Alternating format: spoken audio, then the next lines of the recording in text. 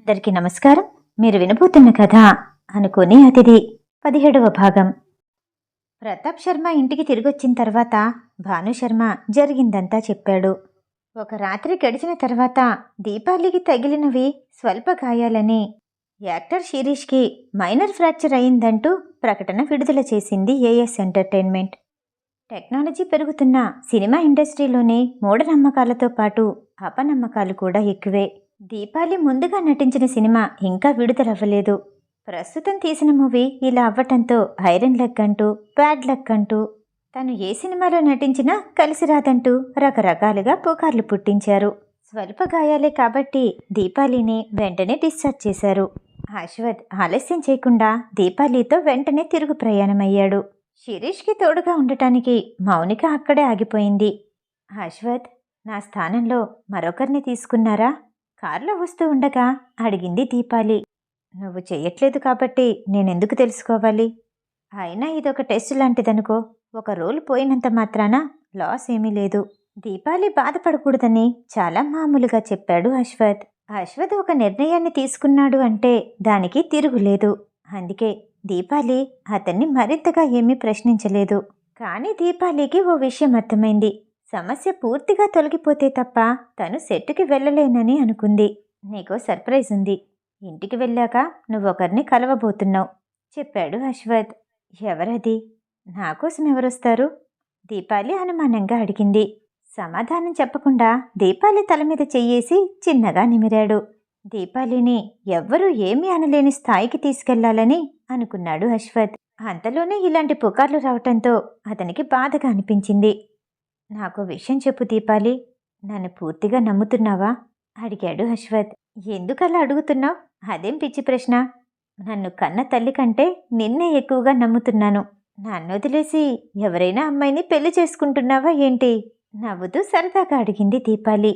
దీపాలి వైపు చూసి ఆమె బొగ్గ గిల్లుతూ, మా అమ్మ తర్వాత నా జీవితంలోకి వచ్చింది నువ్వే. మరో ఆడదానికి చోటు లేదు. ఊహించుకోకు. ఇద్దరూ మాట్లాడుకుంటూ ఉండగానే ఇంటికి చేరుకున్నారు. దీపాలి కారు దిగ్గానే శ్రీకృతి పరిగెత్తుకుంటూ వచ్చి ఆమెని చుట్టేసుకుంది. ఏంటి ఇంత బక్కగా అయిపోయావు? విన్న దగ్గర నుండి ఎంత కంగారుగా ఉందో తెలుసా? దీపాలి వైపు ప్రేమగా చూస్తూ అడిగింది శ్రీకృతి. కృతి, ఎలా ఉన్నావు? నువ్వు మారవా ఇంకా? నేనేమీ ఎక్కువ రోజులు హాస్పిటల్లో లేను. చూడు, నాకు తగిలినవి చిన్న గాయాలు. నా మీద నీకు ప్రేమ ఎక్కువైనట్టుంది. అందుకే బక్కగా కనిపిస్తున్నాను. ఇద్దరూ కలిసి మాట్లాడుకుంటూ లోపలికి వెళ్లారు. అయినా అంత అజాగ్రత్తగా ఎలా ఉన్నావు? పెళ్ళయింది, పెద్దదానివి, ఇంకా చిన్నపిల్లలా ప్రవర్తిస్తున్నావా? కృతి బెంగగా అడిగింది. అరే, నా తప్పేమీ లేదు బేబీ. అక్కడేదో పొరపాటు జరిగింది. కావాలనే ఎవరో చేశారు. కృతి దీపాలి మాట్లాడుకుంటూ ఉంటే అశ్వథ్ తన గదిలోకి వెళ్ళిపోయాడు. కృతి దీపాలికి దగ్గరగా వచ్చి, అయితే ఏంటి, కేశవి చేసుంటుందా? ఒకవేళ చేసుండొచ్చు. కానీ నువ్వు మాత్రం రివెంజ్ తీర్చుకోకు. అది పిచ్చి కుక్క లాంటిది. అలాంటి దానికి దూరంగానే ఉండాలి అని కృతి అనేసరికి, అబ్బో, పెళ్ళయ్యాక చాలా మారిపోయావు. ఆరింత మాటలు మాట్లాడుతున్నావు అంటూ నవ్వేసింది దీపాలి. నాకు సర్ప్రైజ్ ఉందని అశ్వథ్ చెప్పారు.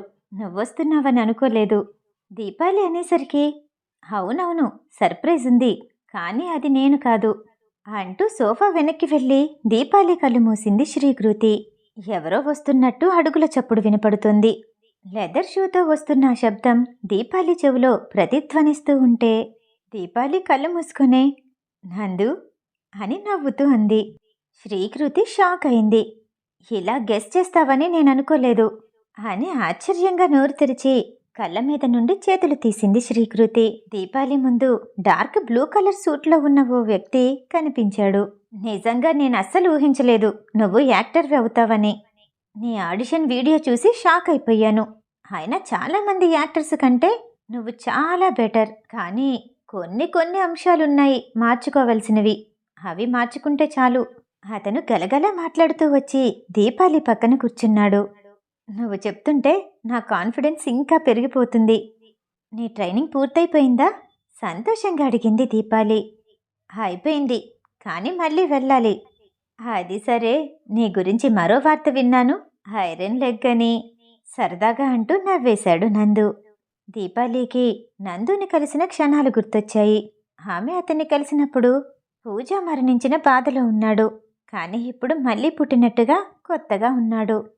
నా గురించి తర్వాత మాట్లాడుకుందాం. ముందు నీ విషయాలేంటి? మాట మారుస్తూ అంది దీపాలి.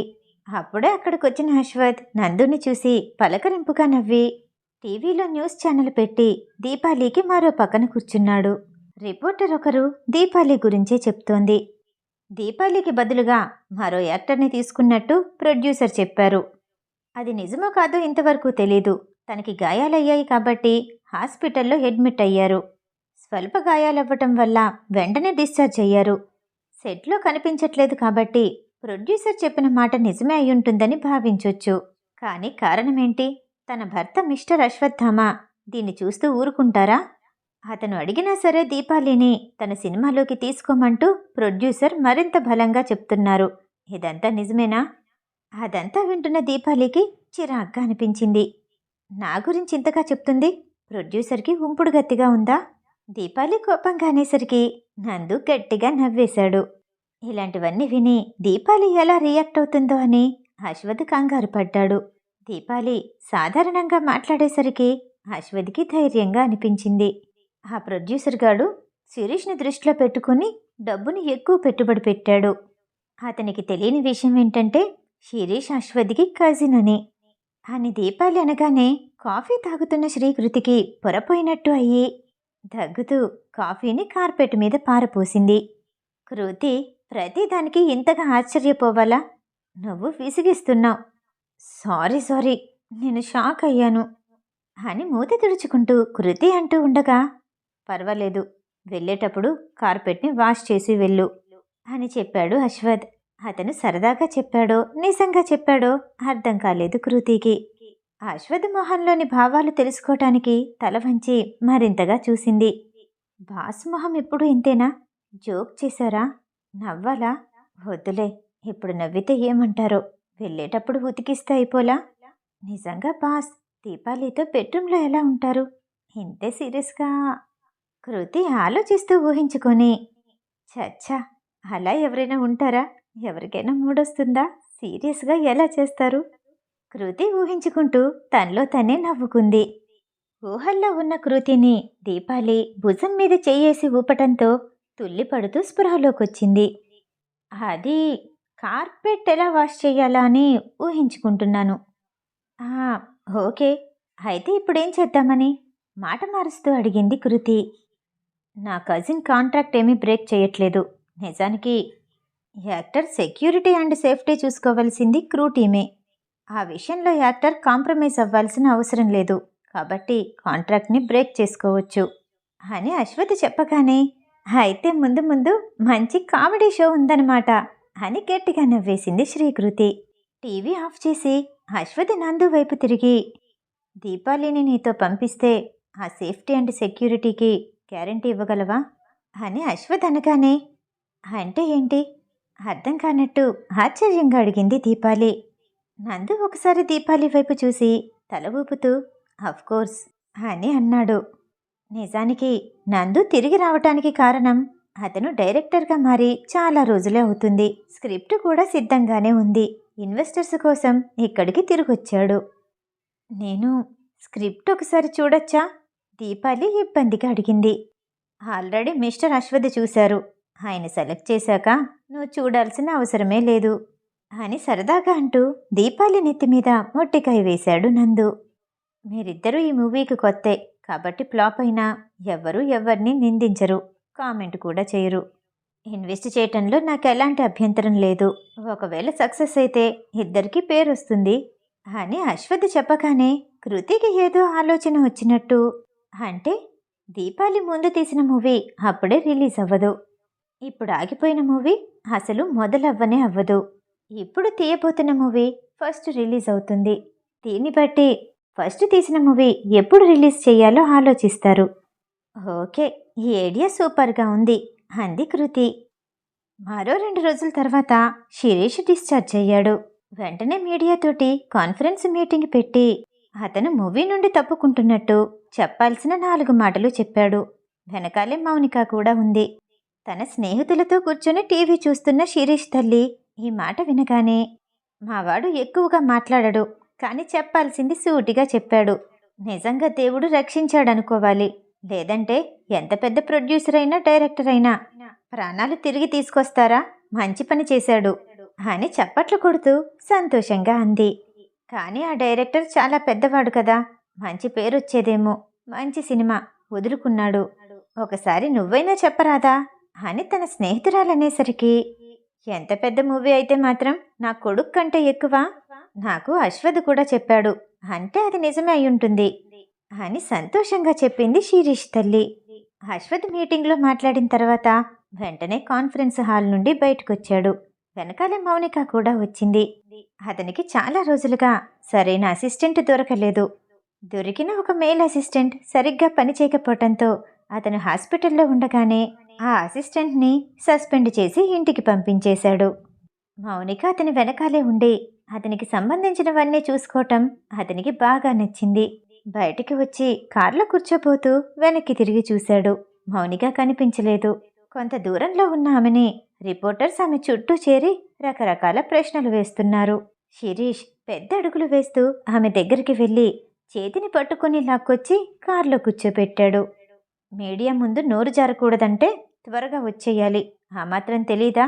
రిపోర్టర్స్ అందరూ చుట్టూ చేరే వరకు ఏం చేస్తున్నావు? అతను సీరియస్గా అనేసరికి, నాకు ఈ ఫీల్డ్ కొత్త, తలగొక్కుంటూ ఇబ్బందిగా చెప్పింది మౌనిక. శిరీష్ చాలా తక్కువగా మాట్లాడతాడు. మాట్లాడిన ఒకసారి తనతో సీరియస్గా మాట్లాడేసరికి మాట్లాడటం ఇష్టం లేదేమో అనుకుని మౌనిక తనకి ఎదురుగా ఉన్న రోడ్డుని చూస్తూ నిశ్శబ్దంగా ఉండిపోయింది. మధ్యలో ఒకసారి కళ్ళు పక్కకి తిప్పి శిరీష్ని చూసింది. అతను కారు విండోలో నుండి బయటకు చూస్తూ కనిపించాడు. తనే మళ్ళీ మాట్లాడుతూ, అది మనమిప్పుడు ఎక్కడికి వెళ్తున్నాం అని భయంగా అడిగింది మౌనిక. షూటింగ్ లేకపోతే ఇంటికే వెళ్తాను. శిరీష్ చెప్పటంతో మౌనికకి ఏం చెయ్యాలో అర్థం కాలేదు. ఇప్పుడు అశ్వథ్కి ఫోన్ చేసే అవకాశం లేదు. అతను కూడా వెళ్ళిపోమ్మని చెప్పకపోవటంతో ఏం చెయ్యాలో అర్థం కాక, నాకులాంటి కొత్త వాళ్ళని ఇంటికి తీసుకెళ్తే ఇంట్లో వాళ్ళు ఏమీ అనరా? అయినా నేను అక్కడికి వెళ్ళి ఏం చెయ్యాలి? దీపాలి ఏం చేస్తుందో? ఫోన్ చేసి వచ్చేస్తానంటే బాస్ ఏమంటారో అని ఆలోచిస్తూ ఉండిపోయింది. నిజానికి శిరీష్ ఎక్కడుంటాడో ఎవ్వరికీ తెలీదు. అతను చాలా ప్రైవసీని మెయింటైన్ చేస్తాడు. నిజానికి అంత దగ్గరగా చూస్తున్న మౌనికకి కూడా తామెక్కడికి వెళ్తున్నామో, ఎన్ని టర్నింగ్స్ తీసుకున్నామో, ఎన్ని ఇల్లులు దాటామో, ఎన్ని ఎస్టేట్స్ మారారో అర్థం కాలేదు. ఒకవేళ ఇతనికి సపరేట్గా ఒక ఐలాండ్ ఉందా? అక్కడికి నన్ను తీసుకెళ్తున్నాడా? భయపడింది మౌనిక. శిరీష్ సార్, నాకు తెలిసి మీ ఇంట్లో చాలామంది పనివాళ్లే ఉండుంటారు. నా అవసరం తీరిపోయి ఉంటుంది. నేను వెళ్ళిపోవచ్చా? ఇబ్బందిగా అడిగింది. అలాంటి సమస్య ఏమీ లేదు, నేనొక్కడనే ఉంటాను. అంతేకాకుండా ఒక్క చేత్తో నేను పని చేసుకోలేను అని శిరీష్ చెప్పగానే, ఓహో అని వెంటనే అంది. కానీ తనని కిడ్నాప్ చేస్తున్నట్టు అనిపించింది మౌనికకి. శిరీష్కి కూడా దీపాలితో మాట్లాడి మౌనికని తనకి అసిస్టెంట్గా ఇవ్వమని అడగాలి అనుకున్నాడు. చాలా దూరం ప్రయాణించిన తర్వాత ఒక చిన్న పడవలో నీటిలో కూడా ప్రయాణించాక ఒక ఐలాండ్కి చేరుకున్నారు. అది చూడగానే మౌనిక షాక్ అయింది. ఇతను మనుషులకి దూరంగా ఉంటాడని తెలుసు కానీ ప్రపంచానికే దూరంగా ఉన్నాడే. ఒకవేళ నన్ను కిడ్నాప్ చేస్తే నన్ను కాపాడేదెవరు? భయంగా అతని వెనకాలే నడుస్తూ అక్కడ కనిపిస్తున్న బిల్డింగ్ దగ్గరికి వెళ్ళగానే ఆశ్చర్యపోయింది మౌనిక. ఎక్కువ శాతం అది చుట్టూ ఉన్న ప్రకృతిని చూడటానికి వీలుగా అద్దాలతోనే కట్టుంది. శిరీష్ తలుపుకి దగ్గరగా తన ఫింగర్ ప్రింట్ని పాస్వర్డ్గా పెట్టుకున్నాడు. అతని వేలు పెట్టగానే డోర్ ఓపెన్ అయింది. మౌనికని లోపలికి రమ్మని చెప్పి పైన ఉన్న గది చూపిస్తూ, ఏదైనా అవసరం ఉంటే ఫోన్ చేయి, అప్పటి వరకు నా గురించి ఆలోచించాల్సిన అవసరం లేదు. ఆమె సమాధానం వినకుండానే తన గదిలోకి వెళ్ళిపోయాడు శిరీష్. మౌనికకి భయంగా అనిపించింది. కానీ మరో అవకాశం లేక భారంగా ఊపిరి తీసుకుంటూ అతను చూపించిన గదిలోకి వెళ్ళింది. శిరీష్ గదిలోకి వెళ్ళాక అశ్వథ్ ఫోన్ చేశాడు. శిరీష్, నువ్వు ఒక మూవీలో యాక్ట్ చెయ్యాలి. అందులో దీపాలి కూడా ఉంటుంది. కానీ నువ్వు ఫ్రీ ఆఫ్ కాస్ట్లో చెయ్యాలి అని అశ్వథ్ చెప్పగానే కాసేపు ఆలోచించిన శిరీష్ ఓకే అని ఒప్పుకున్నాడు. స్క్రిప్ట్ గురించి అడగవా? ఏదైనా చెత్త సినిమా అయితే నవ్వుతూ అన్నాడు అశ్వథ్. అలాంటి చెత్త సినిమాలోకి దీపాలిని యాక్ట్ చేసేలా చేస్తావని నేననుకోను అని తన నమ్మకాన్ని చెప్పాడు శిరీష్. అశ్వతి చిన్నగా నవ్వి, అయినా పర్వాలేదు, నేను స్క్రిప్ట్ చెప్తాను, కానీ ఈ మూవీ డైరెక్టర్ కొత్తవాడు, నేనే ఇన్వెస్ట్ చేస్తున్నాను అని పూర్తి వివరాలు చెప్పి ఫోన్ పెట్టేశాడు అశ్వత్. అశ్వత్ ఇంటికి చేరుకునేసరికి దీపాలి స్క్రిప్టునంతా చదివింది. అశ్వత్ వచ్చిన విషయాన్ని కూడా పట్టించుకోకుండా సోఫాలో కూర్చొని ఆలోచిస్తూ ఉంది. అశ్వత్ ఆమె పక్కకొచ్చి కూర్చొని, ఏం ఆలోచిస్తున్నావు అని అడిగాడు. ఈ స్క్రిప్ట్ మొత్తం చదివాను, చాలా వెయిట్ ఉంది, ఇంత భారాన్ని నేను మొయ్యగలనా? అంత సెంటిమెంట్ పండించాలంటే ఎక్స్పీరియన్స్ ఉండాలేమో. అయినా అదేంటి, ఈ సినిమా పేరు కొత్తగా ఉంది, విహెచ్ అంటే వెరైటీ హస్బెండా? హస్బెండ్గా నటించే మేల్ లీడ్ క్యారెక్టర్ ఒక్కరే ఉంటారు, కానీ భార్యలు ఇద్దరా? వాళ్ళు కవలలా? భర్తలో వచ్చే కొత్త మార్పుని భార్య కనిపెడుతుంది. ఇదంతా చదువుతుంటే మనసు భారంగా అయిపోతుంది. ఇంతకీ మెయిన్ లీడ్ ఎవరు? నేను ఇది చెయ్యగలనని మీరనుకుంటున్నారా? దీపాలి సంకోచంగా అడిగింది. అశ్వత్ ఆమె చేతిని తన చేతిలోకి తీసుకొని, సమస్య ఏమీ లేదు, నువ్వు ధైర్యంగా ఉండు, నువ్వు ఖచ్చితంగా చేయగలవు. ఈ సినిమా నీ కెరియర్కే మైల్ స్టోన్ అవుతుంది, మిగతాదంతా ఆలోచించకు, నేను చూసుకుంటాను అని ఆమెకి ధైర్యాన్నిచ్చాడు అశ్వత్. మిగతా కథ తర్వాయి భాగంలో. ఈ కథ వింటం మీకు నచ్చినట్టయితే లైక్ చేసి సబ్స్క్రైబ్ చేయండి. మళ్ళీ రేపు కలుద్దాం. నమస్తే.